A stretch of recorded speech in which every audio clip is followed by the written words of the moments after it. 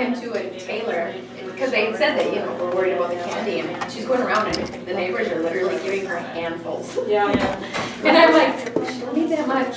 There's lots more kids coming. So I was kind of worried for you guys too, but I had talked to you this morning, and said, no, we didn't run out. But even across here, Amy Betts, she only had 50 trick-or-treaters. She said, I have so much candy left. You want us to shut up? Okay, ready? We had like about 60-ish. I pressed record, but it doesn't matter because it would cut. Okay. Do not tell people how to live their lives. Just tell them stories, and they'll figure out how those stories apply to them. A few words of wisdom from Randy Pausch. He wrote, "Really achieving your childhood dreams." I'm here today to tell you a few stories. Stories of my past, my present, and my future. If I do my job correctly, you'll have a better understanding of who I am as a person and how I got that way. So, what's with the Pampers box? Well, my parents adopted me when I was first born. They had waited 10 years to have a child. The first moment they held me, I knew true security and unconditional love. And every day since, I have felt the same. So my mom would always tell me the story of when she would buy a massive number of diapers when they were on sale. In Williston, they had diaper wars, so she would buy everything they could buy and stack them in the corner of my bedroom. Bags and bags and bags of diapers, making a mountain.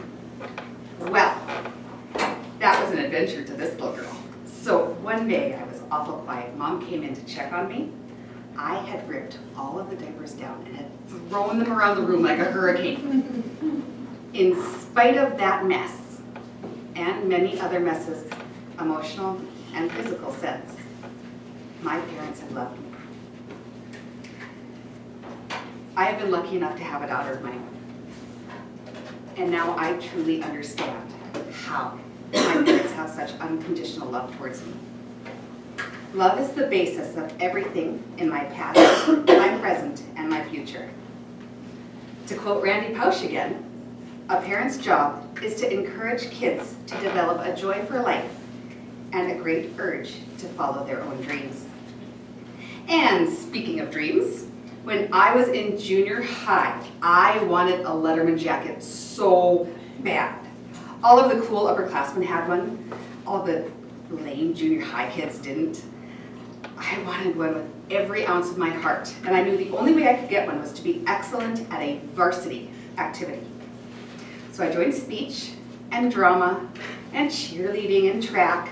I wasn't good at track, but drama and speech I excelled at.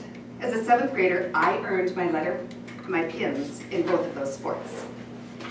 So I went home and I said, Mom and Dad, I have worked so hard. I want to show off what I've done. Can I get a Letterman jacket? And still they made me work for it. I took my babysitting money and I paid part, they paid part, and I got my Letterman jacket. That day, this showed me that if you work hard, you can achieve your dreams. As I got older, I moved on to college, and I left behind the simplicity of high school. I realized that adulthood isn't quite the same. Not everything is so easy. I started college in 1998 for nursing. I never finished. I got married, I moved to Canada, I got divorced, moved back to North Dakota, got married again, different guy, and had a daughter. All of these events built a brick wall around my dreams.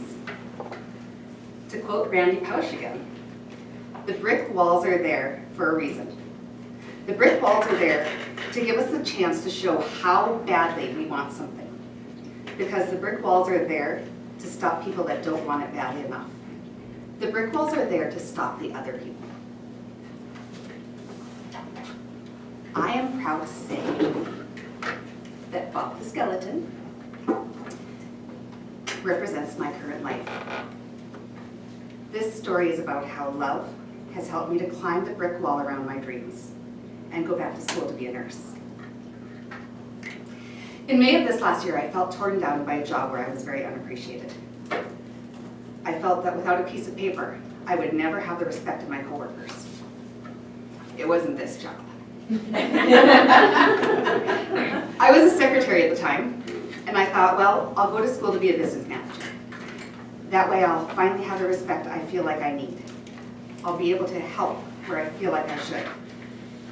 I got a second job at the nursing home in Garrison to help pay for college. The first day I came to work, I went back home and I looked at my husband and I said, Jason, I miss this. I want to be a nurse. Can we make this happen? And he said yes. And that's what we've done. This skeleton represents the time it will take for me to complete my goal, the strength my family and myself need to see it through, and the work I must do to be a good nurse, a good wife, a good daughter, a good mom, and a good employee.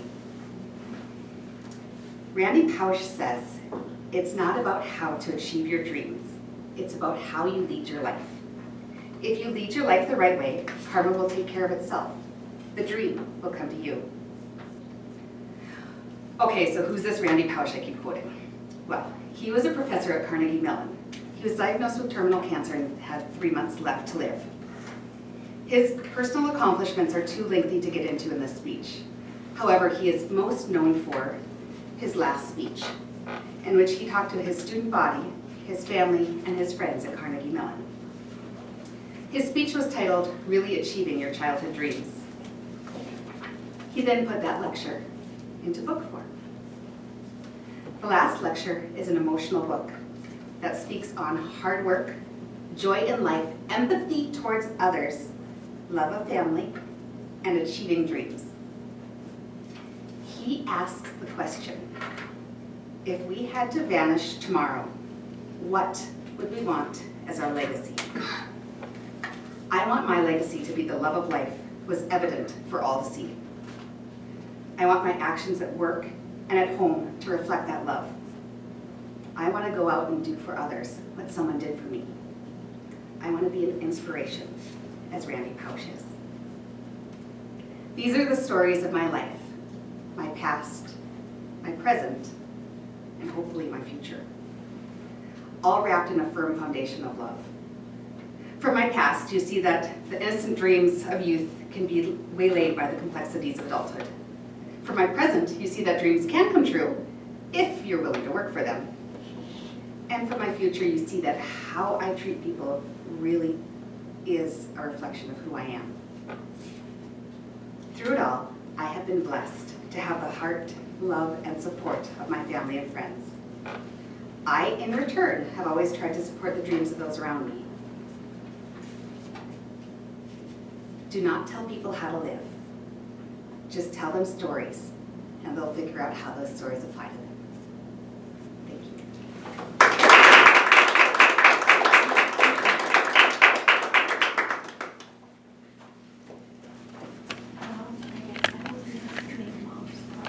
you. Yeah.